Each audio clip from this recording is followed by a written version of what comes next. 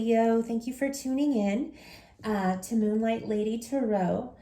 I'm Elissa, and I am going to be doing a reading for October 30th through November 2nd for Halloween and the Day of the Dead, the time that is celebrated when the veil is lifted in the spirit world, and ours is non-existent. That veil is lifted at this time.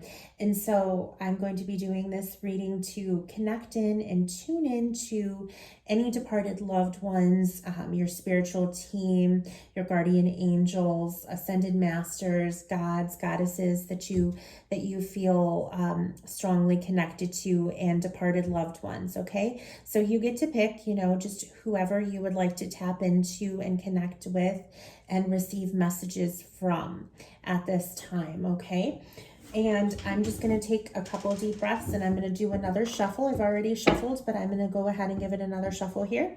And if you would like to take 3 deep breaths with me and focus in calling in your spiritual team and whoever it is you would like to connect with right now and receive messages from. Okay.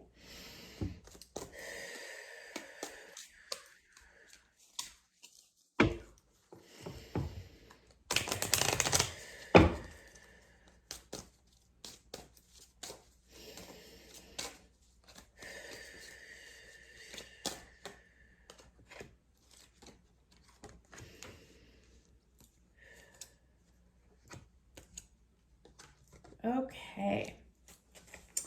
All right. Okay, so for our first card, Leo, we have 40.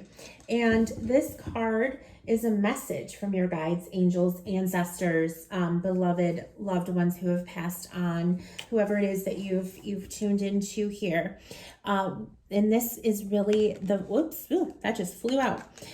This is really about taking off the mask and living in authenticity. And also, if you notice here, the sun and the moon, and then there's masks here. So this is really about being true to yourself and being honest and open with those around you. Okay, that is the message here.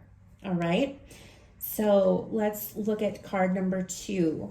We have the stairs, and this is all about choices.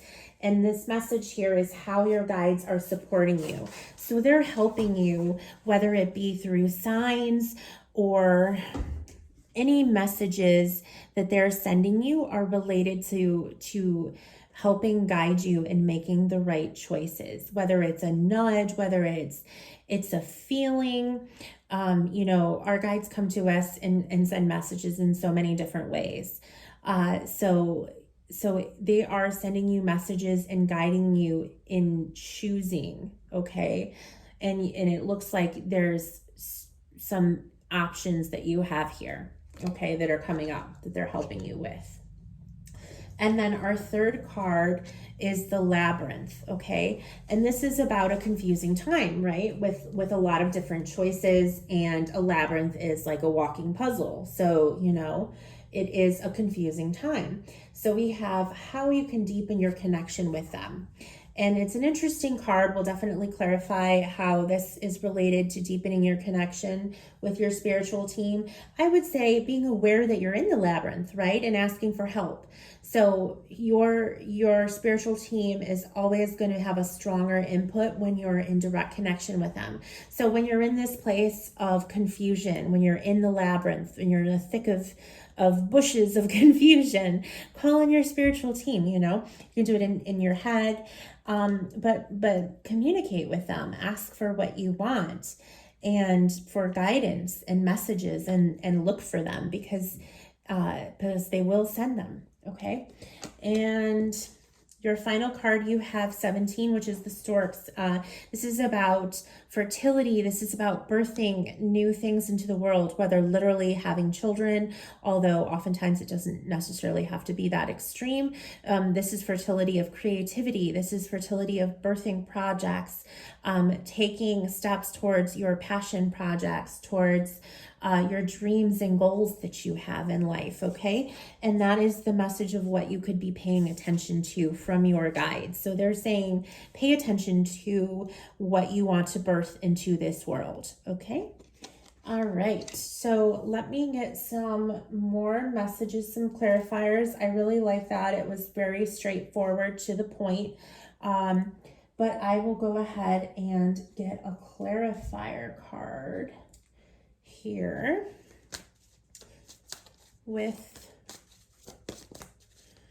my Golden Girls tarot that I have here for you to clarify.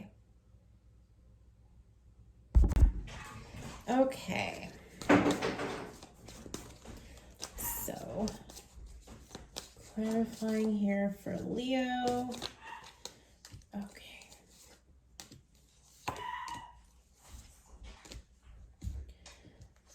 Okay, so we have the Two of Swords. So that's clarifying that there may be something that we are not paying attention to, okay, or something that we're not seeing, either in relation to ourselves that we're not seeing, that we're missing, or we're not being honest with ourselves about, or in those around us that we're not seeing, or possibly that they're not sharing with us, okay? So some kind of blindfold to something, whether intentional or unintentional, is being brought to our attention that we should be paying attention to, or looking for in our life. And then here we have the Nine of Wands. So kind of, waiting for the crops to come in, kind of just that waiting game, trying to choose, because we have also the stairs, the choices, okay? So our spirit guides are helping us with that choice, and maybe we're feeling a little anxious for things to move forward here. And then for the Labyrinth, we have the King of Wands. So really, really honing in and focusing on how we can, deepen our connection with our spiritual team is the placement here. And I think that has a lot to do with us being grounded and confident in what we are pursuing and what our goal is to get through the labyrinth, and how we can call in our spiritual team to assist us in that process. And then our final card of how and what we should be paying attention to, our clarifier there is the Page of Cups. And so some kind of emotional investment that we want to bring to the world, okay, is what this is telling us that our spiritual team is focusing on here, and they want to help us achieve this spiritual fulfillment, this emotional fulfillment, this creative project, okay, whatever the case is. This could even be in work.